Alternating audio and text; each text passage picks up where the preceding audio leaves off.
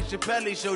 This so perennial, do this for my millennials. I be murdering any flow. Yeah. I just had to let you know. Yeah. Give me that work and I can sell it. I put it on the line like I ain't selfish, nah.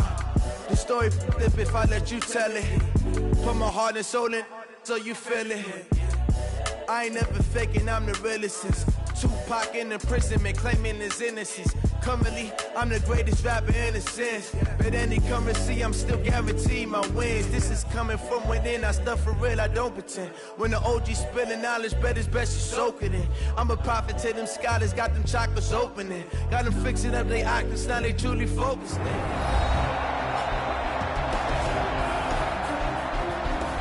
Welcome back in, everyone, to EA Sports coverage of the NFL. It's been a tight game throughout, and it remains that way as we pick up the action in the fourth quarter. A line of scrimmage, once again the 5 as they get ready for second and goal. From the gun, it's a run for Ingram. And he's dropped just before the line to gain. 4-yard pickup leaves him with 3rd and 1. Fourth quarter, down to the final 2 minutes, and we've got a one-score game.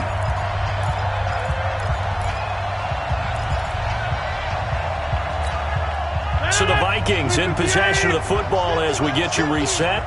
They've got it 3rd and goal now as they look for that final touchdown to salt this one away. The Chiefs will use the first of their timeouts. That'll leave them with 2 remaining. We'll be back after this. Here we go, a big play and a tight game late. They're going on 4th and goal. And they are going to stop him on 4th and 1 as they'll wind up going backwards. They're turned away on 4th and goal. And the ball's going to be going back to the Chiefs. And a design QB run in that spot, maybe trying to catch the defense off guard a bit. It didn't work, though. Again, we're seeing that college influence come into the NFL. Quarterback run game on 4th down. We didn't see that very much in the previous years in the NFL. No, seeing it more. Saw it there. And he can't get a throw away. He's taken down. Now another timeout called for by the offense as they'll talk it over here before what will be an important 3rd down. Back to throw. And, a crusher there as it's intercepted. Picked up by the all-pro corner, Josh Norman. So the game-sealing play from Josh Norman. What a big one that was. He's a guy that loves being the center of attention, and I think to play that position, you have to have that feeling because oftentimes you will be isolated out there against some of the best the game has to offer. And how about him finishing off this one with a game-clinching interception? Another running situation on the doorstep as they come up 2nd and 10. Again, they'll run with Ingram. Breaks the tackle. He's got room to run. There goes Mark Ingram. And he'll get into the end zone. Touchdown, Minnesota. Mark Ingram. His 11th touchdown of the year. And the interception by the Vikings D leads to a touchdown. Gostkowski the extra point, and the decision to just kick the extra point winds up successful. Well, that drive started with not a whole lot of real estate in front of them. In plus territory, excellent field position. 2 plays later, pay dirt. This is fielded at the goal line. And a pretty good return here. He'll be stopped just shy of the 25 at the 24-yard line. So Deshaun Watson in the offense. Down by 2 touchdowns. 1:11 to go. Field goals, useless at this point. They need 2 touchdowns, and they need them in short order.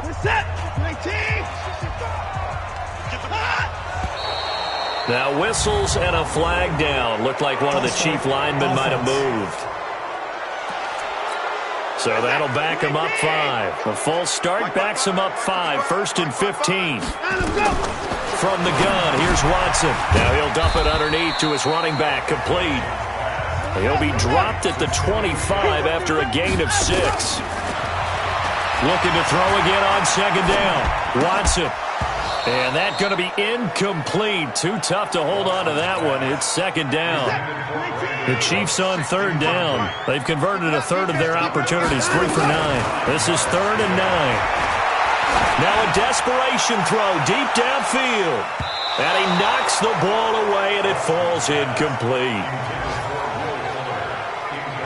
Well, he leads the NFL in interceptions and nearly added to that total. Got his hand on it, couldn't quite corral it. It's been a Pro Bowl-type season for him, and the term ball hawk really comes into play, doesn't it? Yeah, I like that one a lot because teams want to avoid that type of a player, but sometimes you just... And this is intercepted, and that should do it. Picked off around the 37.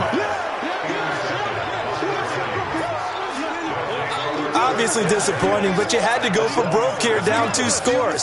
So that forced you to make some throws you definitely wouldn't want to make. And I think this interception is going to pretty much write an end to this one. 50 to Mike. 50 to Mike. I got it. This is Ingram on 1st and 10. It's a pickup of 13, and with that 13 yards, this ball game just about over. He's still rumbling, isn't he? Still looking fresh in this one despite the heavy workload. But you and I both know, well-conditioned, and he did tell us that he thrives on being at his peak late in ball games. And now they're inside the 10 as he's brought down at the 9. The Vikings going to signal for the first of their timeouts. That'll leave them with 2 remaining. We'll be back after this. On 2nd down now. It's Ingram, and maybe a measure of revenge there. He's had his way in this one, but this time they get him behind the line. The Vikings on 3rd down, lacking much success, just 2 for 7 to this point. This is 3rd and 7. They toss to Ingram, and he'll be tackled right on the 10, well short of the first down. The Vikings going to use their 3rd and final timeout. And as the two teams talk it over on their respective sidelines, we take a break. They'll run for it. It's Ingram. And he will score. Touchdown, Vikings. Mark Ingram. His 2nd touchdown of the game, giving him 12 on the season. And the Vikings are going to widen that advantage. Gostkowski with the extra point.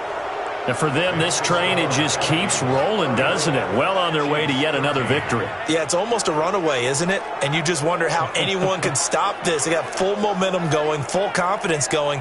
But it's not just their own confidence that is leading them. It's the lack of confidence against their opponents now because they see them coming and think, we've got no shot to beat this team. This is fielded at the goal line.